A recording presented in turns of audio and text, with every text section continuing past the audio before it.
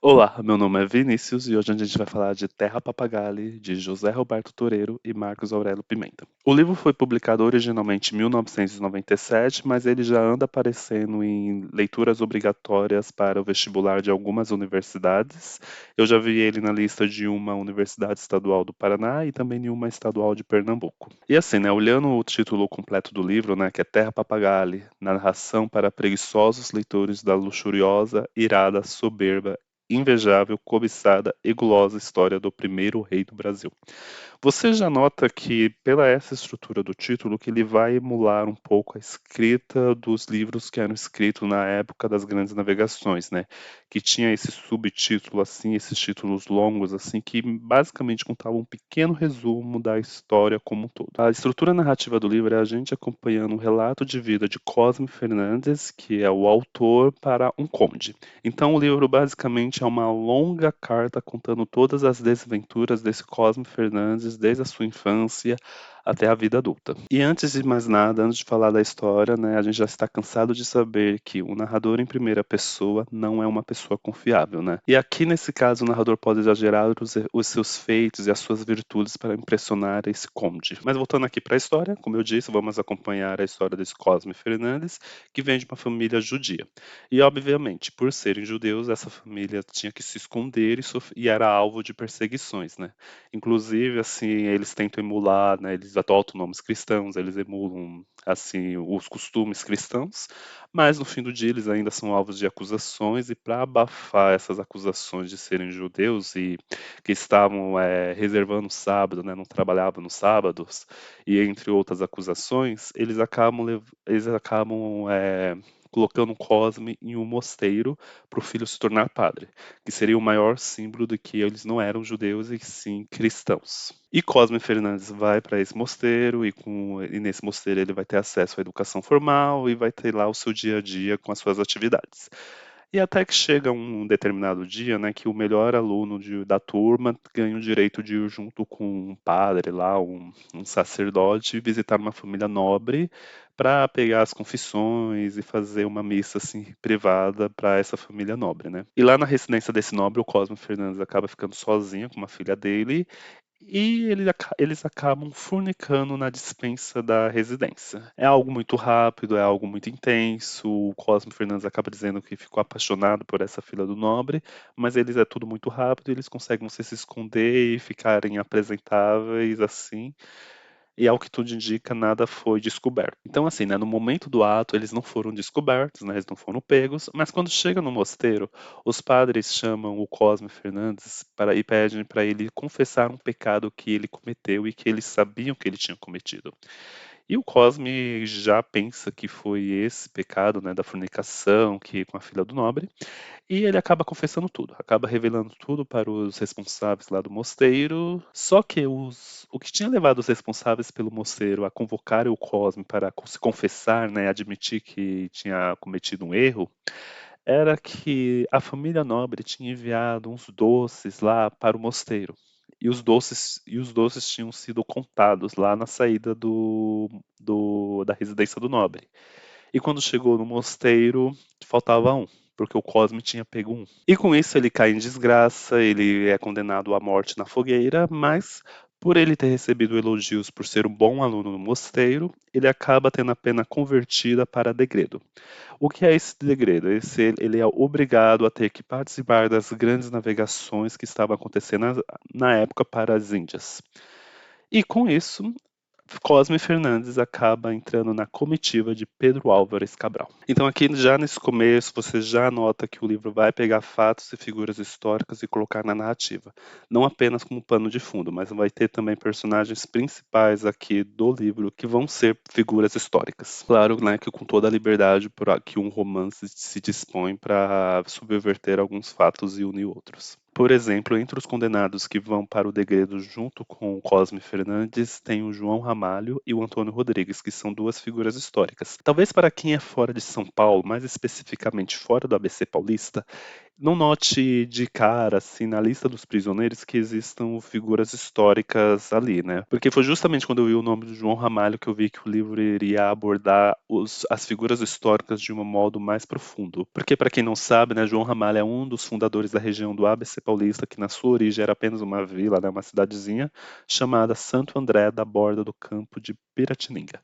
Então, para quem vive na região ou frequenta a região do ABC, rapidamente vai identificar João Ramalho, porque é nome de vários lugares na região. Então, basicamente, quando eu li o nome do João Ramalho, eu também já fui confirmar se os outros nomes eram de pessoas existentes, e até de um tal de Santo Ernulfo, que vai ser citado durante todo o livro. E ao decorrer da narrativa vai aparecendo mais figuras históricas, como Martim Afonso de Souza, Pero Capico, Piquerubi, Tibiriçá, entre outros. O próprio autor, o Cosme Fernandes, é baseado em uma figura histórica, né? Que ele vai ser nomeado mais para frente da história como bacharel da Cananéia, que realmente existiu, mas que não tem tantas informações da sua origem, né? Então, uma das possíveis origens é justamente ele ter sido um judeu chamado Cosme Fernandes, que foi condenado ao degredo. Mas nada confirmado qual é a origem desse tal bacharel da Cananéia. Mas voltando para a história do livro, né, os acontecimentos seguem o curso da história com H maiúsculo, então a comitiva do Pedro Álvares Cabral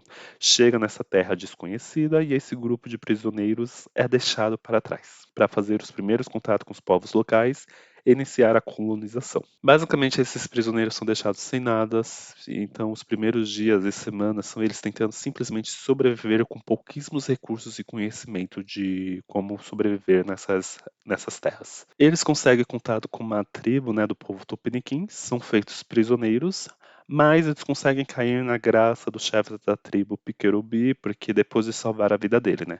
Ele tinha caído doente, então o pajé não conseguiu curar ele e eles acabaram usando os métodos da medicina europeia e conseguiram curar o Piquerubi, né? E até nessa cena eles fazem tipo um ritual assim para deixar tudo mais grandioso assim, e impressionar mais o povo tupiniquim. E com isso, no fim, eles acabam sendo integrados à tribo. E com essa integração, eles também vão participar das guerras que essa tribo faz com outras aldeias e com outros povos. E nessa participação das guerras, eles também vão ganhando moral assim entre o povo tupiniquim. E nessa relação entre o Cosme Fernandes e o Piquerubi, você já começa a desconfiar que o Cosme está exagerando seus feitos. Ele basicamente ele se pinta como um grande general estrategista, mas que o Piquerubi rouba suas ideias e diz ser dele. Aí você acende um pouco o alerta amarelo e começa a desconfiar um pouco, né?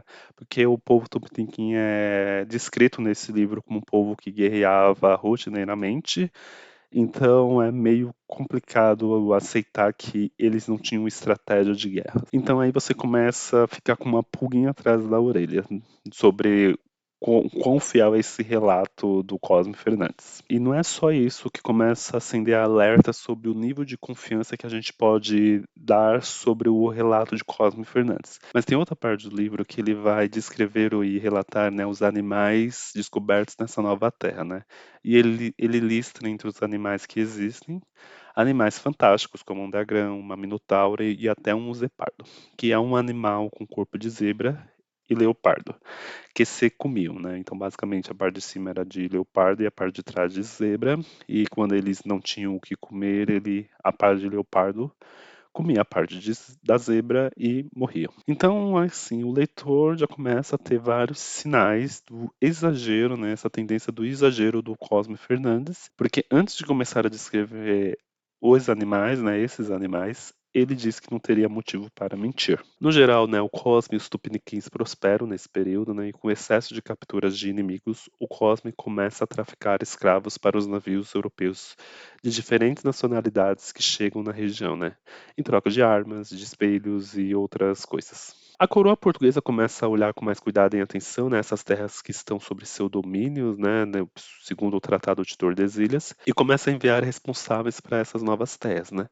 E o Cosme novamente cai em desgraça e é empurrado para outra região mais inóspita ao sul e no limite que até então era o limite entre as terras de Portugal e da Espanha, né, segundo o Tratado de Tordesilhas. E nessa nova região ele funda a Cananéia e consegue novamente prosperar e seguindo aquela mesma lógica, né, de capturar cativos e vender para os europeus, mas dessa vez em troca de armas.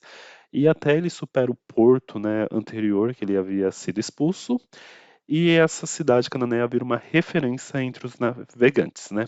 Novamente de qualquer nacionalidade, não exclusivamente para os portugueses. E com isso ele acaba sendo conhecido como Bacharel da Cananéia. Esse Bacharel da Cananéia e essa cidade de Cananéia realmente existiram, né? Como eu falei nesse vídeo, o Cosme Fernandes seria uma visão do autor sobre essa figura histórica que foi o Bacharel da Cananéia. Só que esse apelido também acende o alerta para a desconfiança que a gente tem que ter com o autor, né?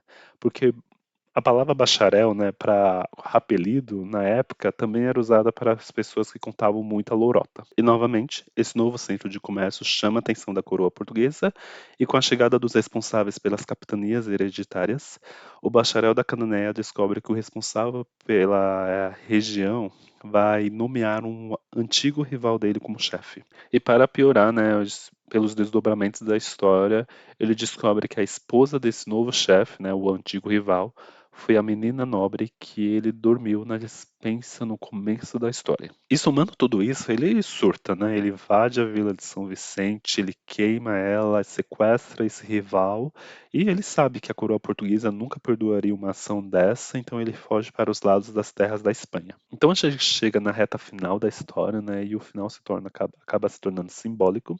Eu não vou revelar muitos detalhes, né, mas para quem lê o livro sabe que eu estou ocultando estrategicamente uma característica dessa história que eu quero deixar para que as pessoas leiam assim de primeira vez, sem spoiler, para não estragar a leitura, né, e que as pessoas saboreiem e degustem essa experiência assim, sem ninguém estragar. Mas voltando a falar do final do livro aqui, né, em específico aos últimos momentos, é que o autor consegue fazer uma grande revelação assim, quase nas últimas palavras do livro, e você assim fica chocado porque faz todo sentido o porquê desse relato para esse conde e ao mesmo tempo é algo assim inesperado. É algo magnífico ler as últimas palavras desse livro, lendo o livro todo, né, sem receber spoiler, é que você assim fica, meu Deus, faz todo sentido. Faz todo sentido. E por fazer muito sentido, também reforça aquilo do que eu venho falando durante todo o vídeo, né? O narrador em primeira pessoa não é confiável.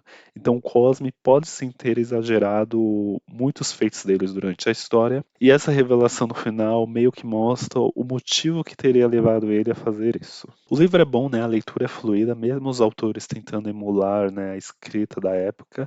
Você tem também contatos com momentos históricos de uma maneira mais romanceadas, né? E eu até fui atrás assim para saber se os eventos realmente aconteceram, muita coisa assim que está no livro realmente aconteceu, então é muito legal de se ler assim e ficar pesquisando assim o que é realmente evento histórico e o que foi romanceado aqui pelos autores. E assim, né, quando a gente lê o título completo do livro, você já nota um pouco de sarcasmo, ironia, e o livro é cheio de tudo isso, né? Ele é cheio de ironia, cheio de sarcasmos, e lembra até um pouco a acidez de Machado de Assis. E quando entra um personagem chamado Brás Cubas na história, eu já aceitei que o autor bebeu da fonte do Machado de Assis e de Memórias Póstumas para escrever também esse livro, porque em muitos momentos me lembrou muito essa acidez machadiana, principalmente do de Memórias Póstumas. E durante o livro, o Cosme vai apresentando para esse conde os 10 mandamentos para se dar bem nas novas terras, né, descobertas, e que serve como críticas ácidas também ao Brasil atual, né. E uma dica para quem tem esse livro como leitura obrigatória para vestibular é que pode colocar ele entre os primeiros livros a ser lido, né, se você se vai se propor a ler todos os livros obrigatórios. Por ser uma leitura menos complexa, mais fluida, esse é o tipo de livro que você vai acabar e notar que não é um bicho de sete cabeças, ler clássicos ou que com uma linguagem um pouquinho mais complexa e que também pode acabar estimulando você a ler as outras leituras obrigatórias que tenham linguagens mais complexas. Vou ficando por aqui. Muito obrigado. Até.